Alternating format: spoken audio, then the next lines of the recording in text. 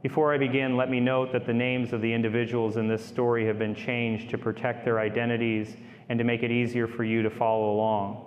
This is a true story, one I experienced firsthand as Father Vincent Lampert, a priest and exorcist for the Archdiocese of Indianapolis. It took place in 1997 in the eerie town of Centralia, Pennsylvania, a place where an abandoned coal mine has been burning beneath the ground since the 1960s, sending smoke and heat curling up through cracks in the earth, creating an atmosphere that feels like the land itself is alive, breathing, and watching.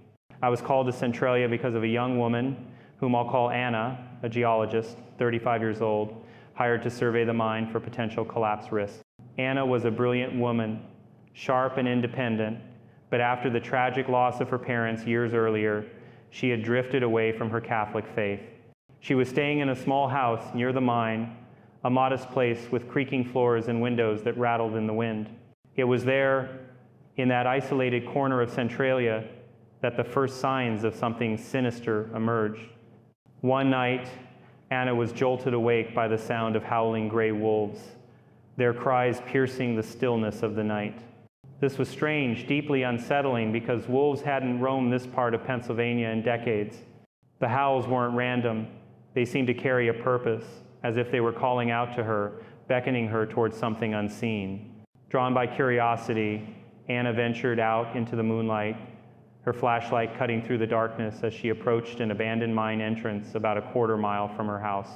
There, she saw them, a pack of gray wolves, their eyes glowing like embers in the night, circling the entrance. Their howls rose and fell, almost like a chant, and Anna later told me it felt as though they were speaking her name. She was a scientist, trained to dismiss superstition, but something about those wolves unnerved her. As she drew closer to the mine entrance, her flashlight caught something glinting in the dirt, a stone amulet, roughly the size of her palm, carved with the image of a goat's head and inscribed with a single word in black ink, Baphomet. Now, for those unfamiliar, Baphomet is a name that carries weight in the spiritual realm. It's a demon often associated with idolatrous figures in Scripture, sometimes linked to the false gods like Baal, known for its goat horn visage and its ability to manipulate human desires for power and hidden knowledge. In my training as an exorcist, under the guidance of Father Carmine Philippus in Rome, I learned that Baphomet is not a myth or a mere symbol, it's a real entity, one that preys on the curious and the prideful. When Anna touched that amulet, something shifted. She didn't know it then, but she had opened a door. That night, Anna began having dreams, vivid, terrifying visions of a horned figure standing in a haze of smoke, its voice low and guttural, whispering that she must awaken to claim control of her destiny. These weren't ordinary nightmares. They left her waking in a cold sweat, her heart pounding as if she'd been running for miles. She started sketching symbols in her work notebook, goat heads, strange sigils, without fully understanding why. At first, she thought it was stress, the isolation of Centralia getting to her, but the changes grew harder to ignore. Her temper flared unexpectedly. She snapped at colleagues over minor issues, her voice sometimes taking on a harsh, unfamiliar edge. She began muttering phrases in a language she didn't recognize, later identified as ancient Sumerian, a tongue no geologist would know. A neighbor, a local hunter, I'll call John, noticed these changes. John was a devout Catholic, a man who'd spent his life in Centralia and knew its haunted reputation. He was in his late 40s, weathered from years of tracking game in the surrounding hills, with a quiet strength and a deep faith. He'd seen Anna around, exchanging polite nods, but now he saw something else, a darkness in her eyes, a restlessness that wasn't human. One evening, as he passed her house on his way home from a hunt, he heard her shouting, not in English, but in that strange, ancient tongue. Concerned, he approached her, asking if she was okay. Anna turned to him, her face contorted in a way that sent a chill down his spine, and said, "You cannot stop what is coming." Her voice wasn't her own, it was deeper, layered, as if something else was speaking through her. John didn't hesitate. He contacted his parish priest, who, knowing my role as the exorcist for the Archdiocese of Indianapolis, reached out to me. I'd been serving as a priest since 1991 and had been appointed as an exorcist in 2005, though this case predates that formal appointment. By 1997, I had already assisted in several exorcisms during my training in Rome, where I studied at the Pontifical North American College.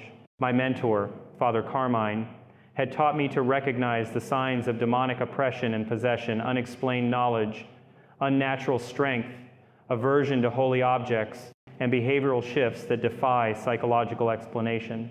John's description of Anna checked every box. When I arrived in Centralia, the town felt like a place forgotten by time.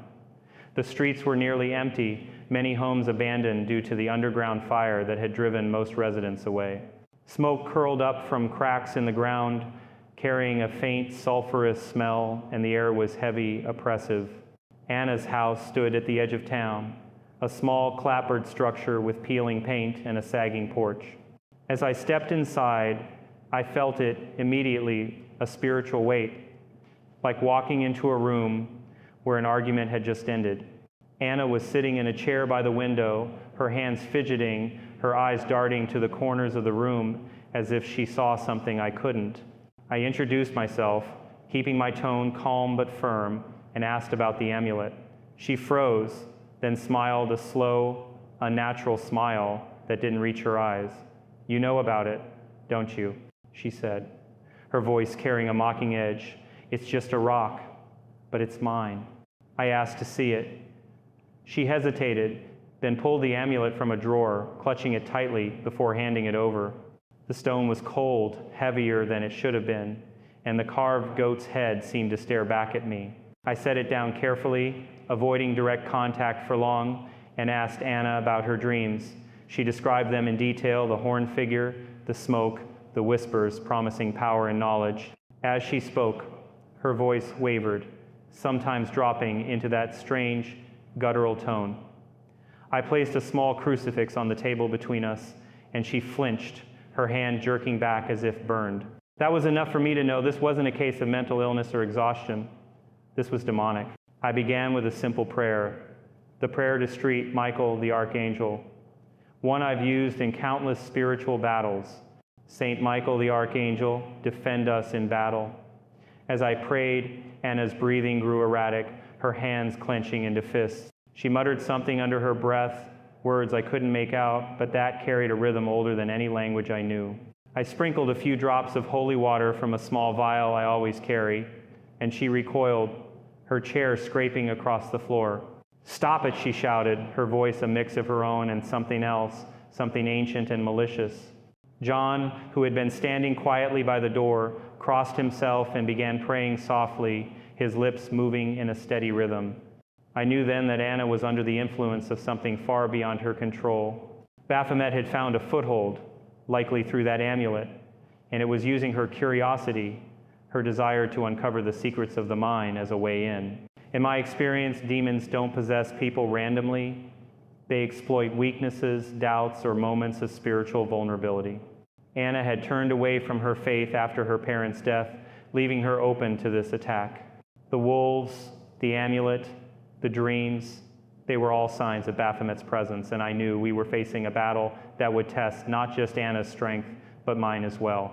I decided to stay in Centralia for a few days, observing Anna and preparing for what I suspected would be a formal exorcism. I contacted the Archdiocese of Philadelphia, as protocol requires, to request permission to proceed. In the meantime, I asked John to keep an eye on Anna and to avoid confronting her alone. He agreed, though I could see the fear in his eyes, not for himself, but for Anna. He told me about the town's history, how the mine fire had changed Centralia, turning it into a ghost town where only the stubborn or the desperate remained. He mentioned rumors of strange occurrences near the mine lights in the woods, voices in the dark, but until Anna, he dismissed them as folklore. Now, he wasn't so sure. That night, I returned to Anna's house, bringing a blessed rosary and a small bottle of holy water. I placed the rosary on her kitchen table and began praying again, this time the litany of the saints. Anna was upstairs, supposedly sleeping, but as I prayed, I heard footsteps, heavy, deliberate, not like her usual light tread. I climb the stairs, my heart steady, but my senses alert. In her bedroom, I found her standing by the window, staring out at the mine entrance where the wolves had gathered the night before. Her back was to me, and she was muttering again, her voice low and rhythmic. I called her name, and she turned, her eyes glowing faintly in the dim light, like the wolves she described. "You can't stop it, priest," she said, her voice cold and mocking. "The fire belongs to us." I held up the rosary, reciting the Hail Mary, and she hissed, backing away. I didn't advance. I knew better than to provoke a demon without proper preparation. Instead, I continued praying, my voice steady, calling on the Blessed Virgin to intercede. Anna collapsed onto the bed, her body trembling, and for a moment, she seemed herself again, tears streaming down her face. "Help me," she whispered, her voice small and broken. I promised her I would, but I knew this was only the beginning. Over the next few days, I gathered more information. John introduced me to a local historian whom I'll call Sarah, who had studied the mine's history. She confirmed what I'd suspected. The mine had a dark past, tied to rituals performed by desperate miners in the 1930s, hoping to summon supernatural aid to save their town. Those rituals had invoked Baphomet, and the amulet Anna found was likely a remnant of those failed attempts. Sarah showed me old records, including a journal from a priest in the 1800s who had performed an exorcism in the same mine, banishing Baphomet from a possessed miner. The journal warned that the demon would return, drawn to the mine's fire and the despair it bred. As I prepared for the exorcism, I felt the weight of the task ahead. I'd faced demons before, but Baphomet was different, cunning, patient, and relentless. I prayed for strength, for Anna, for John, and for the town of Centralia, which seemed to carry the scars of its past in every crack and wisp of smoke. I knew the battle would be fought not just in Anna's soul, but in the very heart of that burning mine, where the line between the natural and the supernatural blurred. This was no ordinary case, and I was ready to face whatever lay ahead, armed with faith and the authority of the Church. The days following my first encounter with Anna were tense, filled with a growing sense of urgency. After witnessing her reaction to the rosary and holy water, I knew we were dealing with a force that had taken deep root. I had requested permission from the Archdiocese of Philadelphia to perform a formal exorcism, a process that requires careful discernment to ensure the Church's authority is exercised responsibly. While awaiting approval, I stayed in a small rectory at St. Ignatius, the only church still standing in Centralia, its steeple a lonely sentinel against the smoke-filled horizon. The pastor there, a kind but weary man, warned me that the town had changed since the mine fire began. People spoke of strange happenings, whispers in the woods, shadows moving in the fog, but few dared linger near the mine after dark. John, the hunter who had first alerted me to Anna's condition, became my ally in those early days. He was a man of few words, his face etched with lines from years spent outdoors, but his faith was unshakable. He'd seen things in Centralia that defied explanation, and he believed Anna's troubles were tied to the mine's cursed history. One morning, over coffee at a diner on the edge of town, he handed me a worn photograph he'd found in his attic, a grainy image from the 1930s, showing a group of miners standing at the mine entrance, their faces grim. In the foreground, barely visible, was a stone slab with a faint carving of a goat's head. "I didn't think much of it till now," John said, his voice low. "But that's the same kind of thing Anna found, isn't it?" I nodded, my stomach tightening. The photograph was another piece of the puzzle, a confirmation that Baphomet's influence in Centralia stretched back decades. I decided to meet with Sarah, the historian John had mentioned, to dig deeper into the mine's past. Sarah was a woman in her early 50s, with sharp eyes and a no-nonsense demeanor, her office cluttered with maps and old journals. She'd been studying Centralia's mine for years, driven by a fascination with its geological and historical significance. When I showed her the photograph and described Anna's amulet, her face paled. She pulled a thick ledger from a shelf, its pages yellowed and brittle, and began reading aloud entries from the 1930s. A group of miners, desperate to save the town from economic collapse, had turned to occult practices, believing they could summon a supernatural force to reveal new coal veins. They called upon Baphomet, offering sacrifice as animal blood, according to the ledger on a stone altar deep in the mine.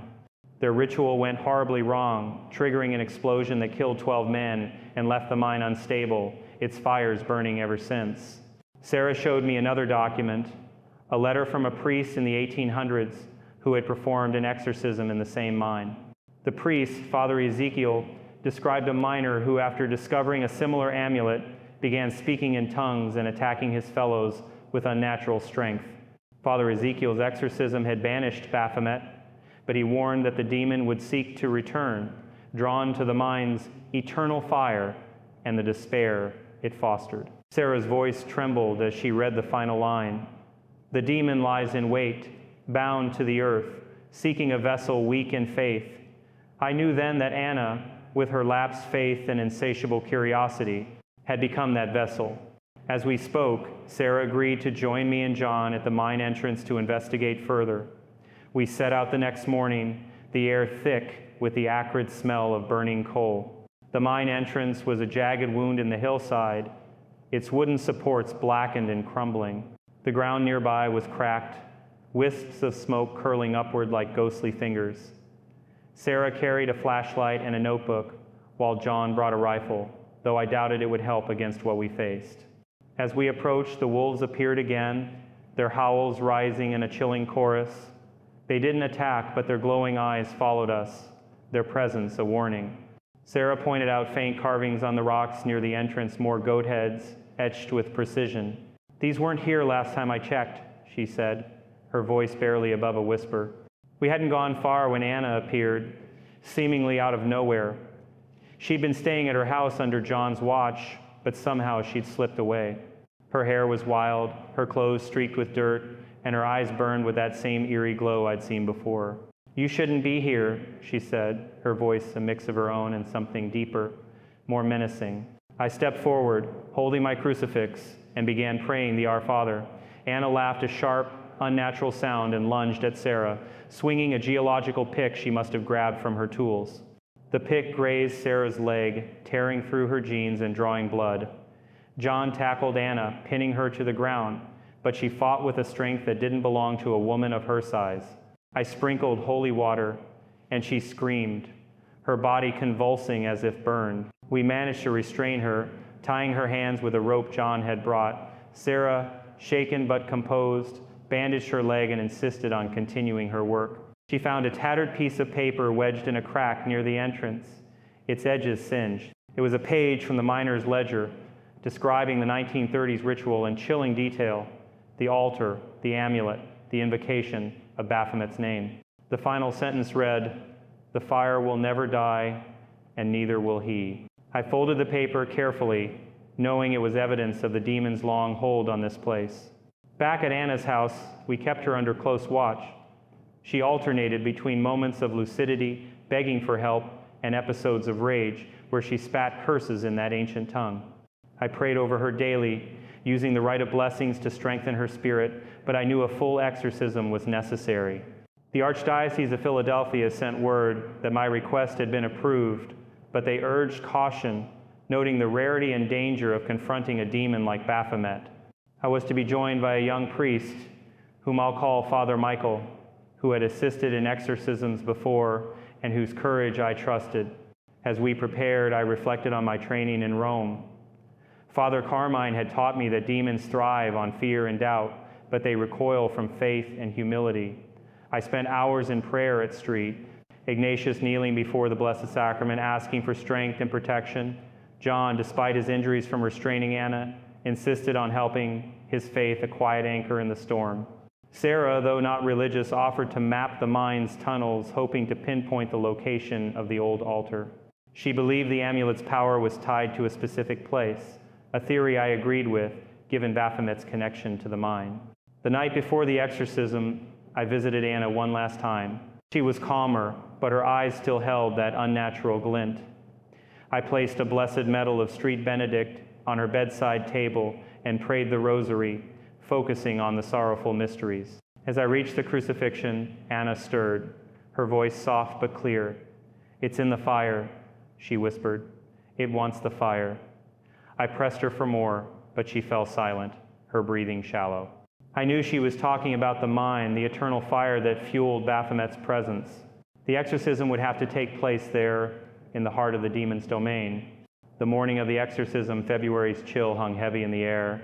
Father Michael arrived, his face resolute but pale, carrying a case with the tools of our trade, holy water, a ritual book, and a large crucifix.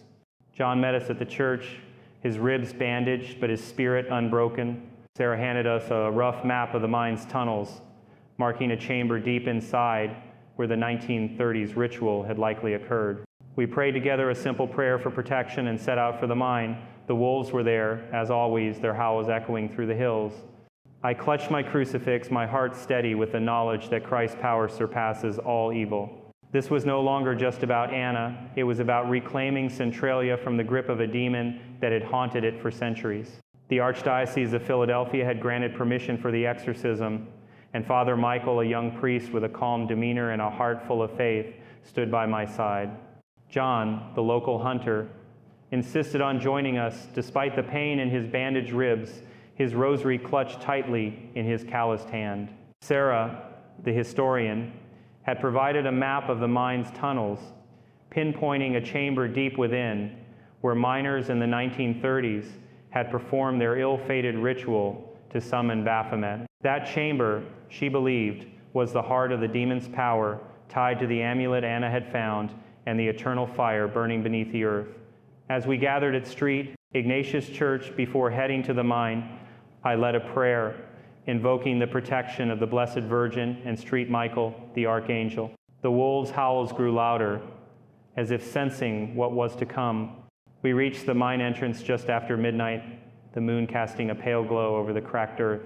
Smoke curled from the ground, stinging our eyes and throats, and the air felt heavy, oppressive, like a storm about to break. Anna was with us, restrained with soft ropes to keep her safe, her face pale and drawn. Her eyes flickered between fear and that unnatural glow, a sign that Baphomet was still present, watching us. I carried the tools of the rite of exorcism, a crucifix, a vial of holy water, a stole, and the Roman ritual, its pages worn from use. Father Michael held a second crucifix, his lips moving in silent prayer, while John carried a lantern, its light barely cutting through the darkness. We decided to perform the exorcism inside the mine, near the chamber Sarah had identified. It was a risky choice. The mine was unstable, its air toxic, but I believe Baphomet's hold was strongest there, where the amulet had been found and the rituals of the past had left their mark. As we descended, the temperature rose, the heat from the underground fire palpable even through our boots. The tunnel walls were blackened, etched with faint carvings of goat heads and symbols I didn't recognize. The wolves didn't follow us inside, but their howls reverberated through the stone, a constant reminder of the demon's influence. We reached a wide chamber, its ceiling low and jagged, the air thick with smoke. In the center stood a rough stone pillar, stained with what looked like old blood. This was it, the place where the 1930s ritual had gone wrong, where Baphomet had been invited into Centralia. We secured Anna to the pillar, her wrists bound gently but firmly. She was trembling, her breath shallow, but she didn't resist. I began the rite of exorcism, my voice steady as I recited the prayers in Latin. Exorcizo te, omnis spiritus immunde. Father Michael joined in, his voice a quiet echo, while John knelt nearby, praying the rosary. Anna's reaction was immediate and violent. Her body convulsed, her head snapping back as if struck. "You have no power here, priest!" she screamed, her voice a guttural snarl that wasn't hers. Her eyes glowed like embers, and a faint black smoke curled from her mouth, dissipating into the air. I held up the crucifix, commanding Baphomet in the name of Jesus Christ to reveal itself. The demon laughed, a sound that echoed off the chamber walls, chilling us to the bone. "She is mine," it said through Anna. Her curiosity called me, her pride binds me to her. I continued the prayers, sprinkling holy water, and Anna writhed, her screams blending with the wolves' howls outside. Father Michael, standing firm despite the demon's taunts, held his crucifix aloft. his face resolute. But I could see the strain in his eyes. This was his first major exorcism, and the intensity was overwhelming. John, too, was struggling. His breathing labored from his injuries, but he never stopped praying, his fingers moving swiftly over the rosary beads. The demon, sensing our resolve, grew more aggressive. Anna's body arched unnaturally, her restraint straining, and she spoke in that ancient Sumerian tongue, words of blasphemy and defiance. I recognized the pattern. Baphomet was trying to wear us down, to sow doubt and fear. I paused to address the demon directly, as I'd been taught in Rome. In the name of Jesus Christ, I command you, Baphomet, to name your purpose. The response was a roar that shook the chamber, dust falling from the ceiling. This mine is my kingdom, it said. The fire is my throne. She will burn with it. Anna's body lifted slightly off the ground, her ropes taut, and the temperature in the chamber spiked, the heat almost unbearable. I realized then that Baphomet wasn't just possessing Anna, it was tied to the mine itself, its power amplified by the eternal fire and the despair it had fed on for decades. I turned to Father Michael, instructing him to focus on the litany of the saints. While I continued the exorcism prayers, John, despite his pain, moved closer, placing a small statue of the Virgin Mary near Anna's feet. The demon recoiled, Anna's body slumping momentarily, but then she lunged forward, snapping the ropes with a strength no human could possess. She ran deeper into the mine, her laughter echoing, a mix of her own voice and Baphomet's malice. We had no choice but to follow, our lanterns casting flickering shadows on the walls. The tunnel narrowed, the air growing hotter and thinner. Sarah's map guided us toward a deeper chamber, one not marked on modern surveys but mentioned in the old priest's journal. As we moved, I prayed silently, asking for strength and protection. Father Michael was breathing heavily, his face slick with sweat, but he kept pace, his crucifix held high. John lagged behind, his injuries slowing him, but his determination never wavered. The wolves' howls grew fainter, replaced by a low rumble, like the earth itself was groaning. We found Anna in a smaller chamber, standing in a circle of stones, each carved with the same goat head symbol. Her body was rigid, her arms outstretched, and her eyes glowed brighter than ever. The air around her shimmered as if distorted by heat, and the smell of sulfur was overpowering.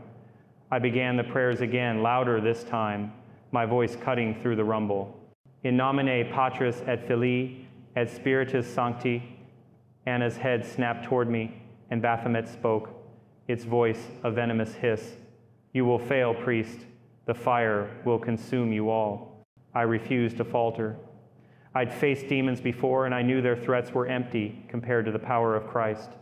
I sprinkled holy water, and Anna screamed, her body twisting as if trying to escape itself. Father Michael joined me, his voice stronger now, and we recited the prayers in unison, our words a shield against the darkness. John, struggling to stand, began chanting the Hail Mary, his voice hoarse but unwavering. The demon's hold seemed to weaken. Anna's screams softened, her body slumping, but then, with a sudden burst of energy, she broke free again, running toward a narrow crevice where the mine's fire glowed red. We chased her, the tunnel growing tighter, the heat searing our skin. The crevice led to a ledge overlooking a pit where the coal fire burned, its flames casting an eerie light. Anna stood at the edge, her body trembling, her voice alternating between her own pleas for help and Baphomet's taunts. The fire is eternal, the demon said, and so am I. I knew we were at a critical moment. If Baphomet pushed Anna into that pit, we might lose her forever.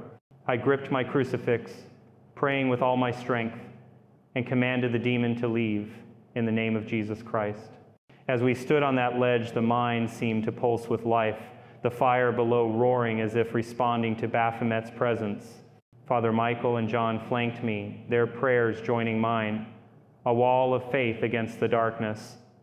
Anna's body swayed, her eyes locked on the flames, and I knew the battle was far from over. The demon was fighting to keep its hold, and we were running out of time. But I had faced darkness before, and I trusted in the light of Christ to guide us through. The chamber we had chased Anna into was unlike any other in the mine.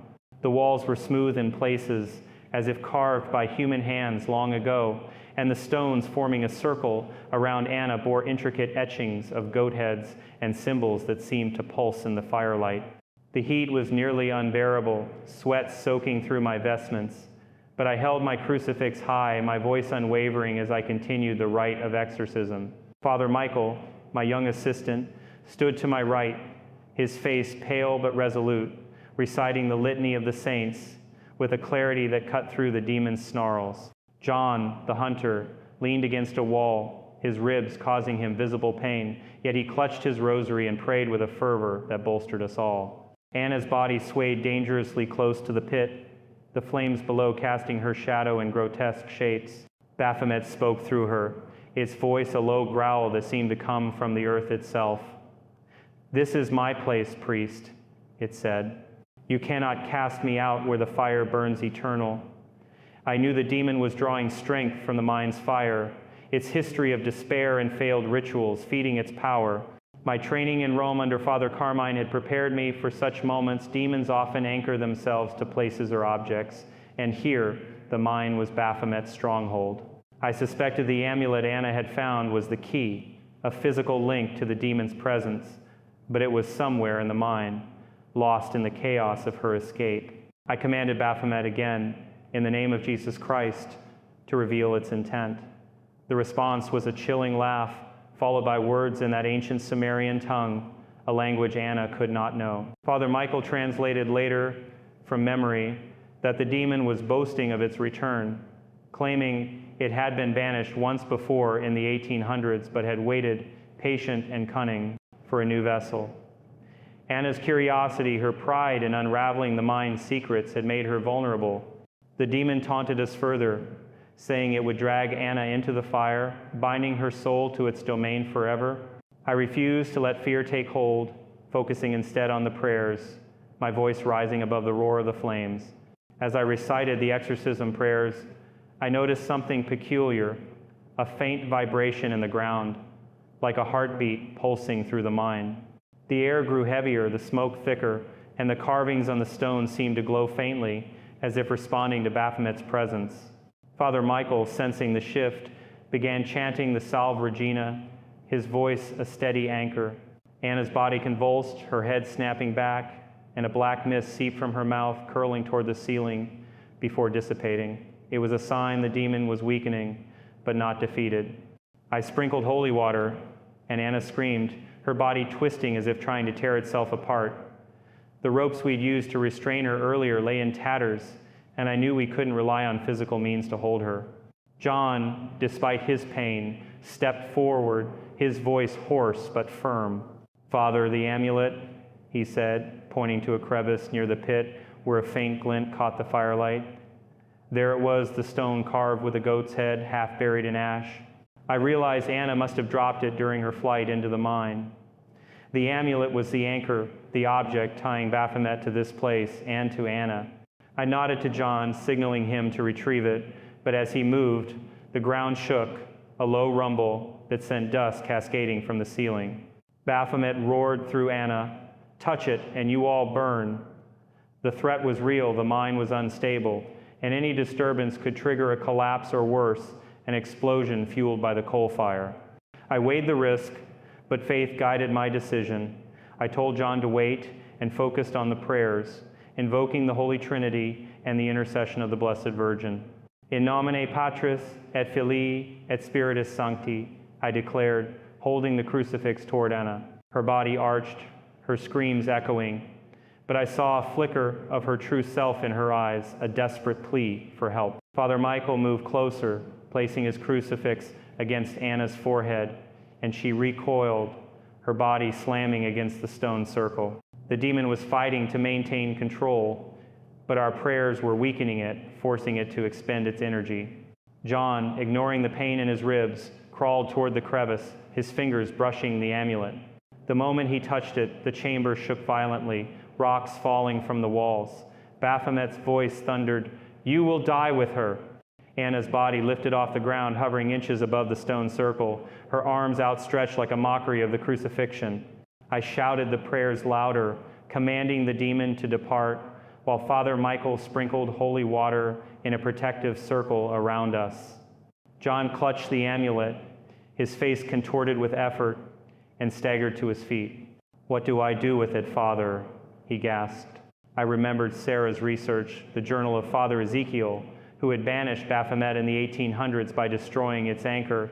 The fire was the key. "Throw it into the pit," I shouted, pointing to the glowing coals below. John hesitated, the heat searing his skin, but his faith held firm. He hurled the amulet into the pit, and it vanished into the flames with a hiss, the fire flaring briefly as if consuming it. Anna screamed, a sound that was both human and demonic, and collapsed, her body crumpling to the ground. The carvings on the stones dimmed, the vibration in the earth ceased, and the air felt lighter, as if a weight had been lifted.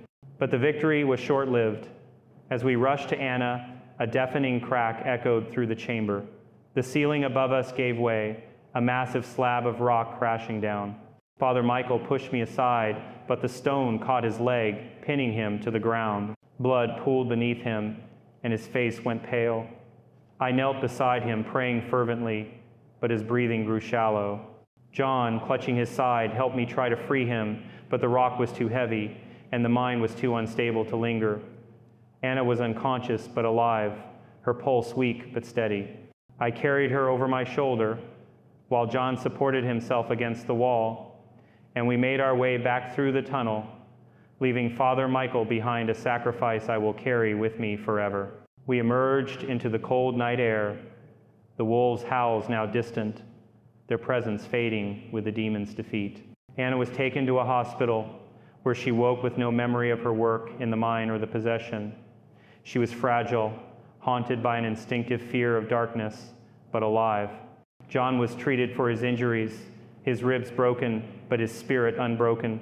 The mine was sealed off soon after, declared too dangerous for further exploration. But the people of Centralia whispered of strange sights, shadows in the smoke, the faint sound of howls on moonlit nights. As I reflect on that night, I am reminded of the cost of confronting evil. Father Michael's death was a wound that lingers, a reminder that the battle against darkness demands everything we have. Yet I also see the power of faith, John's courage, Anna's survival, and the prayers that broke Baphomet's hold. The demon may still lurk in the mind's fire, waiting for another chance, but I trust in the light of Christ, which no darkness can overcome. This was not the end of the story, but a chapter closed, leaving us to carry its lessons forward. We reached the surface just before dawn, the sky a bruised purple over the desolate town. Anna was barely breathing, her face pale as ash, her body limp in my arms. John, clutching his broken ribs, collapsed against a tree, his rosary still tangled in his fingers. I laid Anna on the ground and checked her pulse weak but steady. The glow in her eyes was gone, replaced by a hollow exhaustion, as if the demon's departure had taken part of her spirit with it. I prayed over her, a quiet prayer of thanksgiving for her survival, but my heart ached for Father Michael, left behind in the mine. His sacrifice was a wound I knew would never fully heal, a reminder of the price we pay in this unseen war. Paramedics arrived, summoned by a call John had managed to make on a handheld radio he carried for hunting. They worked quickly, stabilizing Anna and tending to John's injuries. I stood back, my crucifix still in hand, watching as they loaded Anna onto a stretcher. Her eyelids fluttered, and for a moment she looked at me, her gaze clear but confused. "Father," she whispered, her voice barely audible, "is it over?" I nodded, placing a hand on her forehead, but I couldn't bring myself to tell her about Father Michael. Not yet. The paramedics took her to a hospital in a nearby town, while John was treated for cracked ribs and internal bruising. I stayed behind, staring at the mine entrance, now silent without the wolves' howls. The ground still smoked, the fire beneath unyielding, and I wondered if Baphomet was truly gone or merely biding its time. In the days that followed, I remained in Centralia, staying at the rectory of St. Ignatius Church. I needed to ensure Anna was free of the demon's influence and to honor Father Michael's memory. I visited Anna in the hospital, where she lay in a sterile room, her face gaunt but peaceful. The doctors said she was physically stable, but suffering from severe trauma, her memory fragmented. She couldn't recall her work in the mine or the events leading to her possession. When I spoke to her, she clutched my hand, her eyes wide, with a fear she couldn't name. "I don't want to go near dark places anymore," she said, her voice trembling. "I feel like something's still watching me." I reassured her, placing a blessed medal of Street Benedict around her neck, and prayed the prayer to Street Michael over her. She seemed to relax, but I knew her recovery would be long, marked by a lingering dread of the shadows. John, too, was healing, though his injuries kept him bedridden for weeks. I visited him at his small cabin on the edge of Centralia, where he sat by a wood stove, his rosary never far from reach. He spoke little of the mine, but his eyes carried a weight that hadn't been there before. "Father," he said one afternoon, "I keep hearing those wolves in my dreams. Not as loud, but they're there." I listened, knowing that such experiences often linger after a battle with evil. I blessed his home, sprinkling holy water in every room, and gave him a small crucifix to keep by his bedside. John's faith had carried him through, but the trauma of that night had left its mark, a reminder that even the strongest among us can be shaken. Sarah, the historian, came to see me at the church, her leg still bandaged from Anna's attack. She was shaken but determined to understand what had happened. She brought a stack of old documents she'd uncovered since our ordeal, including a letter from a miner's widow dated 1932. The letter described her husband's descent into madness after the failed ritual, how he'd spoken of a horned shadow that promised wealth but delivered death. Sarah also found records of strange occurrences in Centralia over the decades, sightings of wolves where none should be, whispers heard near the mine, and sudden fires that defied explanation.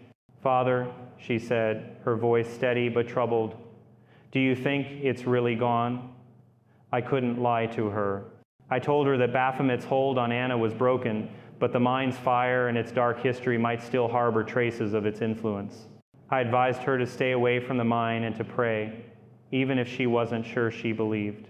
I performed a Mass for Father Michael at St. Ignatius, the small congregation, mostly elderly residents who'd refused to leave Centralia. I spoke of his courage, his faith, and his sacrifice, though I kept the details vague to honor the Church's discretion in such matters. The parishioners listened solemnly, some crossing themselves as I described the power of Christ over evil. After the Mass, I blessed the church grounds, praying for protection over the town. The air felt lighter, but the smoke from the mine was a constant reminder of the darkness we'd faced. The mine was officially sealed a week later, its entrance blocked with concrete and steel. The state cited safety concerns, but I suspected they'd heard enough rumors to want it closed for good. I walked the perimeter one last time, my crucifix in hand, praying for the souls lost to the mine's fire and for those still affected by its curse. The wolves were gone, their howls replaced by an eerie silence, but the townsfolk began to share stories, tales of shadows in the smoke of a horned figure glimpsed on foggy nights. I didn't dismiss these as mere superstition. I'd seen too much to doubt the persistence of evil. Anna was released from the hospital a month later, but she didn't return to Centralia. She moved to a city far away, taking a desk job far removed from geology. I stayed in touch, calling to check on her, and she told me she'd started attending Mass again, finding comfort in the rituals she'd once abandoned. But she never spoke of the mine, and I didn't press her. Her fear of darkness remained, a scar from her encounter with Baphomet. John, too, stayed in Centralia, his faith stronger than ever, though he avoided the hills where the mine lay. He became a regular at Street, Ignatius helping with repairs and praying daily, a quiet testament to his resilience. As for me, I returned to Indianapolis, carrying the weight of Father Michael's loss and the lessons of Centralia. My training in Rome had taught me that demons like Baphomet thrive on human weakness, curiosity, pride, despair, but they are powerless against the light of Christ. I continued my work as an exorcist, facing other battles, but Centralia remained a vivid memory, a reminder of the stakes in this spiritual war. The mine's fire still burns, they say, and with it the possibility that Baphomet waits, patient and cunning, for another soul to claim. But I hold fast to the truth that faith, sacrifice, and the power of God can overcome even the darkest evil. In the weeks after the exorcism, I stayed in Centralia, tending to the spiritual wounds left by our encounter. The town felt different, quieter, as if holding its breath. The wolves, whose howls had heralded Baphomet's presence, were no longer heard, but the townsfolk spoke of other signs: a chill in the air near the mine's sealed entrance, shadows that moved against the wind, and a faint smell of sulfur that lingered on certain nights. I walked the streets daily, my crucifix always in my pocket, praying for the souls of Centralia and for guidance in understanding what we had faced. My training in Rome had taught me that a demon's defeat is never absolute. They retreat, regroup, and wait for new opportunities. Baphomet, with its ancient roots and cunning, was no ordinary adversary. I spent much of my time at St. Ignatius Church, a small beacon of hope in a town scarred by loss. The parishioners, few as they were, came to me with questions, their voices hushed as they asked about Anna and the mine. I spoke carefully, respecting the Church's call for discretion, but I emphasized the power of faith over evil. One elderly woman, who had lived in Centralia since the fire began, told me of her own experience decades earlier. She'd seen a figure near the mine as a child, a tall shadow with horns, standing in the smoke. Her parents had dismissed it as imagination, but after hearing of our ordeal, she believed it was real. I blessed her home, leaving a medal of St. Joseph, and urged her to pray daily. Her story was one of many, each adding to the tapestry of Centralia's haunted history. I also met with Sarah, the historian, who was grappling with what she'd witnessed. Though not a woman of faith, she was shaken by Anna's attack and the mine's dark legacy. She invited me to her office, a cluttered space filled with books and maps, and showed me a new find, a diary from a miner who survived the 1930s explosion. The diary described the ritual in vivid detail, candles arranged in a circle, chants in a language the miner didn't understand, and a stone amulet that seemed to hum with life. The miner wrote of a voice in his dreams, promising wealth but demanding obedience. After the explosion, he buried the diary, fearing it was cursed. Sarah's hands trembled as she read, and I saw in her eyes a flicker of belief she hadn't had before.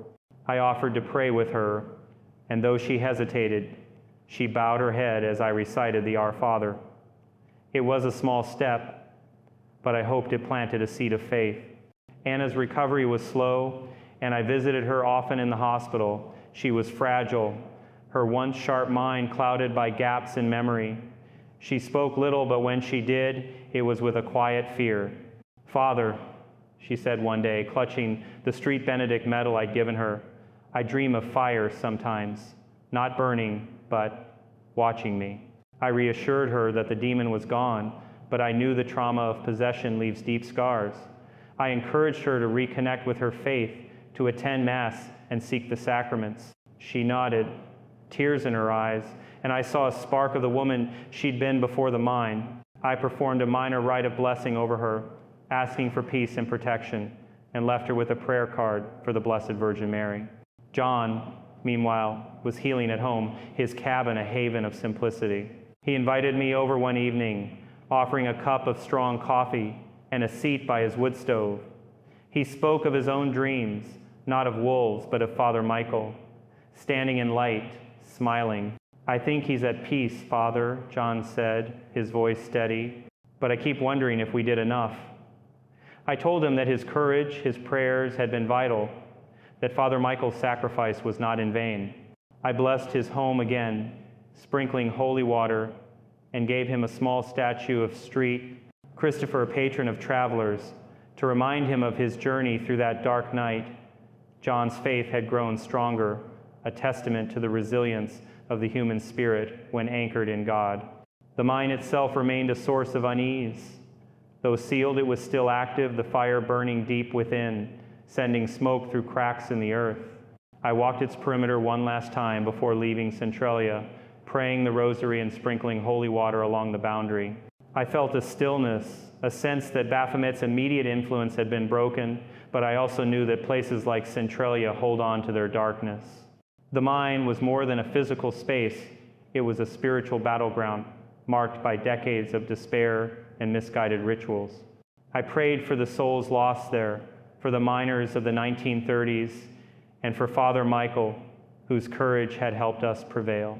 Back at St. Ignatius, I held a final Mass before returning to Indianapolis.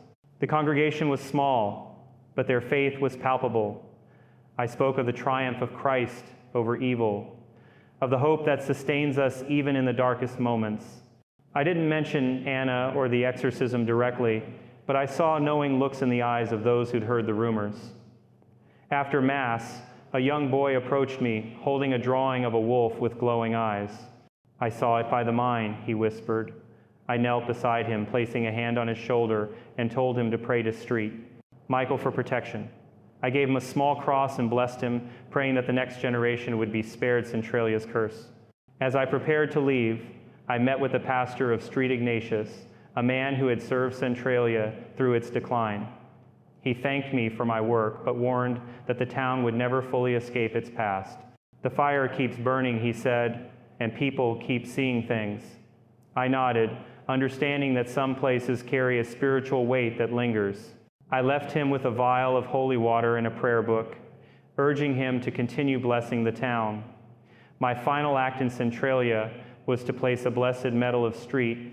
Ignatius at the church's altar, a silent prayer for the town's protection.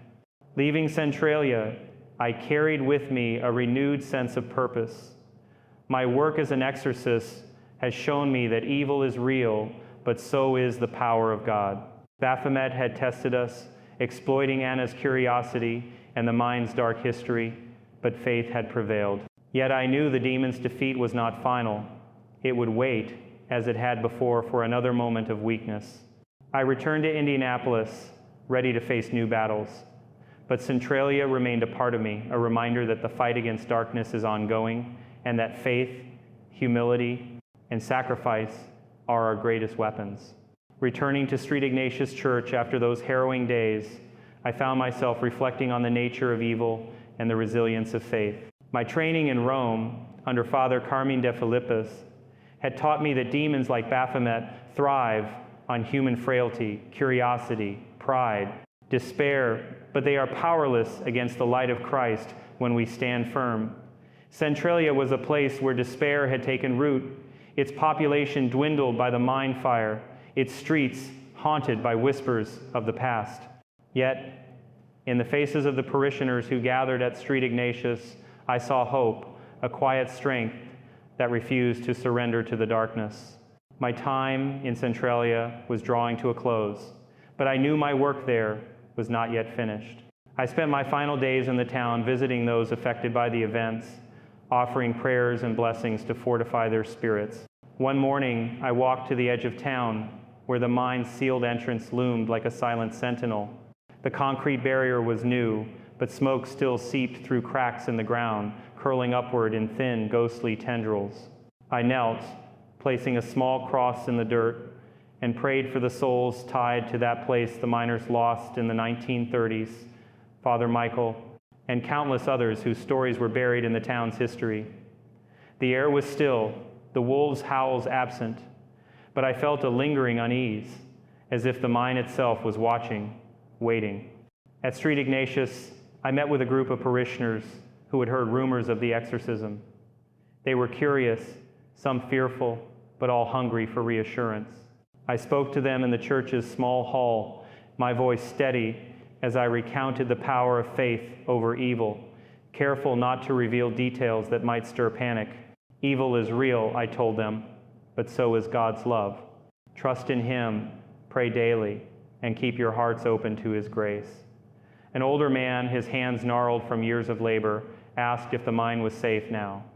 I paused, choosing my words carefully.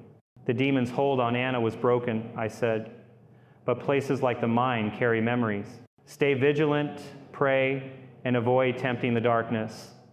I blessed them with holy water, leaving each with a prayer card for St. Michael the Archangel, whose protection I invoked often in those days. Sarah, the historian, sought me out one afternoon, her face lined with fatigue but her eyes sharp with purpose.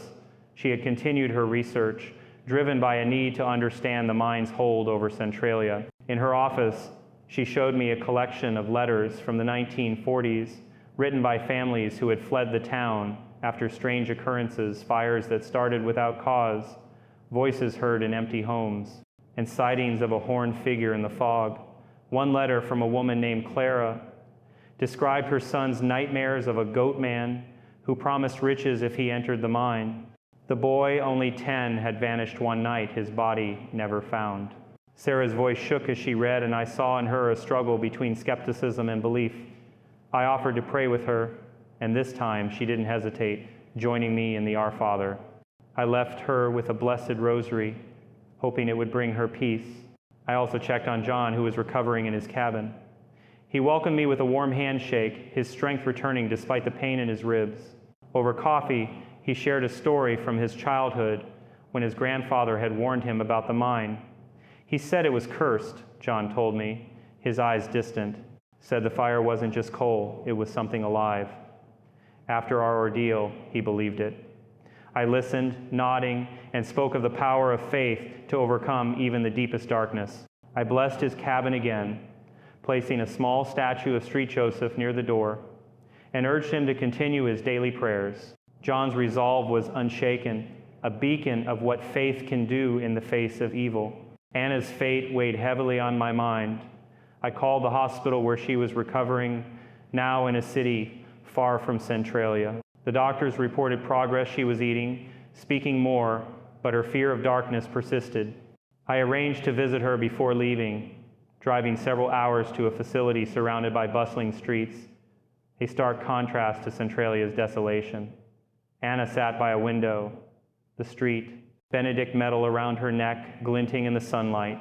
She looked frail but alert, her eyes searching mine for answers. "Father," she said, "I keep seeing shadows, even here, not clear, just there." I took her hand, praying a blessing for peace, and reminded her of the sacraments. "You're free, Anna," I said. "The demon is gone, but fear can linger. Trust in God and let him heal you." She nodded, tears falling, and I saw a flicker of hope in her expression. I left her with a prayer book, hoping it would guide her back to the faith she'd lost.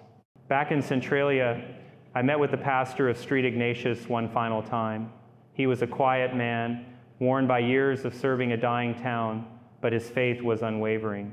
We sat in the rectory sharing a simple meal of bread and soup, and he spoke of the challenges ahead. "People are scared," he said. "They want to know if it's safe to stay." I told him what I believed, that Baphomet's hold on Anna was broken, but the mine's fire and history made it a place of spiritual vulnerability. I advised him to hold regular blessings, to encourage prayer, and to keep the church as a refuge. I left him with a vial of holy water and a copy of the Roman ritual, trusting he would carry on the work.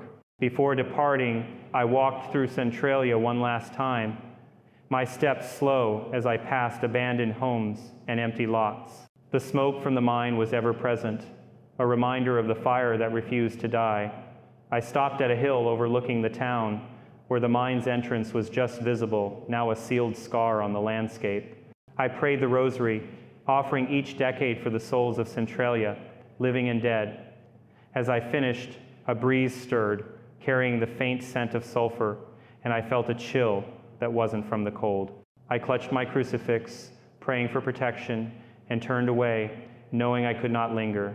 Leaving Centralia, I carried a profound sense of both loss and victory. Father Michael's death was a wound that would never fully heal, but his sacrifice had helped save Anna. John's courage, Sarah's search for truth, and the quiet faith of the townsfolk were testaments to the human spirit's resilience. Baphomet, with its ancient cunning, had been driven back, but I knew it was not gone forever. My work as an exorcist has shown me that evil is patient, waiting for moments of weakness.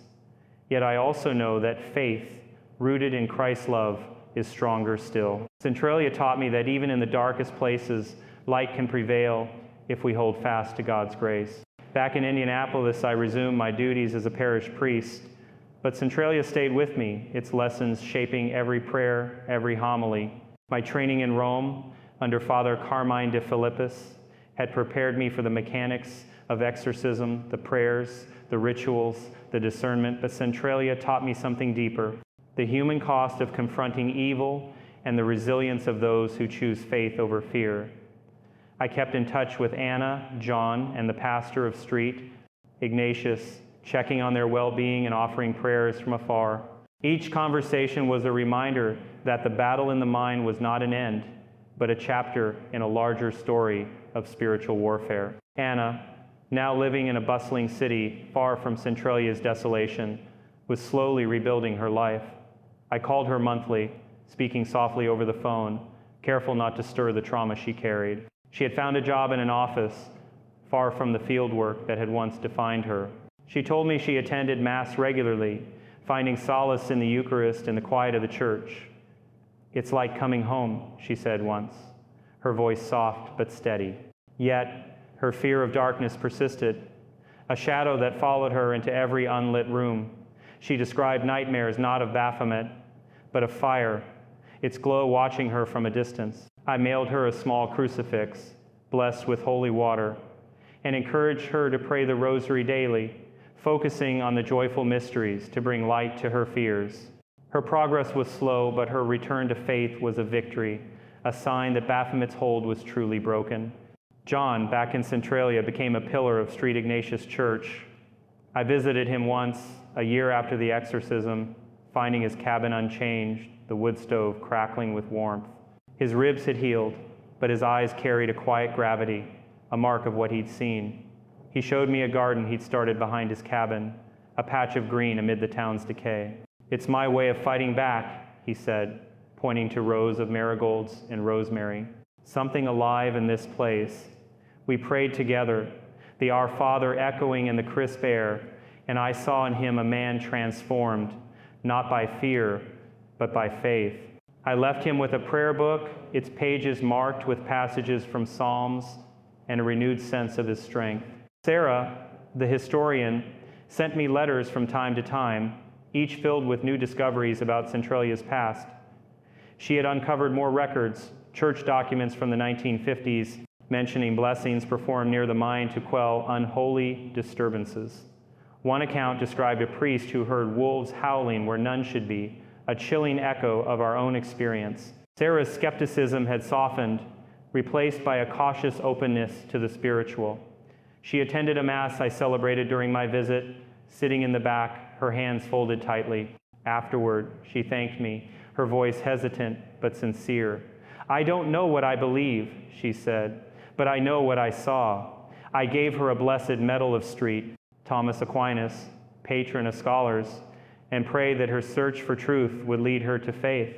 The pastor of Street, Ignatius, a man of quiet resilience, wrote to me regularly, updating me on Centralia's slow decline.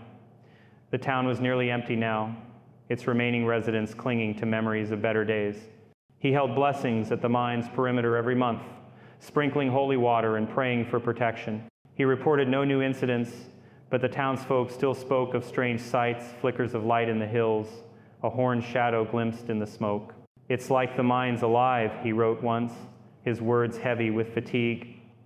I sent him a case of holy water and a letter, urging him to continue his work and to trust in God's strength. His dedication was a light in Centralia's darkness, a reminder that the church stands firm even in the most forsaken places. I reflected often on Father Michael, whose sacrifice had turned the tide in our battle. I offered masses for his soul, trusting he was at peace with God, but his loss was a wound that never fully closed. In my homilies, I spoke of sacrifice, of the courage to face evil for the sake of others, never mentioning Centralia, but carrying its lessons in every word.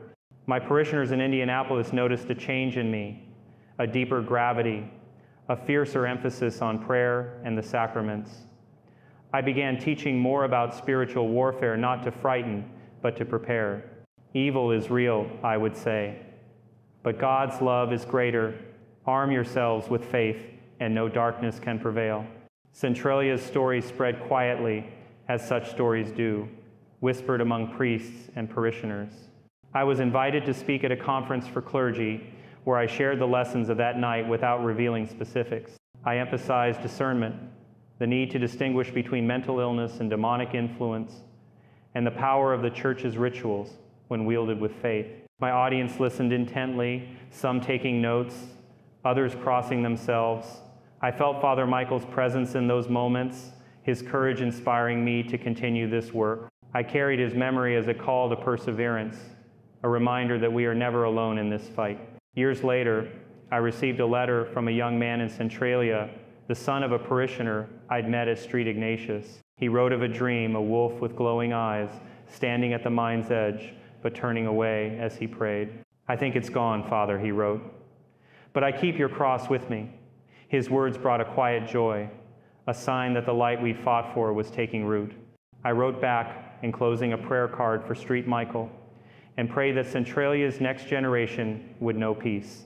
As an exorcist, I've faced many battles since Centralia, each unique but all tied to the same truth. Evil seeks to divide, to deceive, to destroy, but faith unites, reveals, and restores. Baphomet's defeat was a victory, but not a final one. The mind's fire still burns, they say, and with it, the possibility that darkness lingers, waiting for a crack in someone's soul. Yet I carry Centralia as a testament to God's power, to the courage of those like John, Sarah, and Father Michael, who faced the abyss and held fast. My work continues, guided by the lessons of that burning mine, and I trust that Christ's light will always overcome the shadows.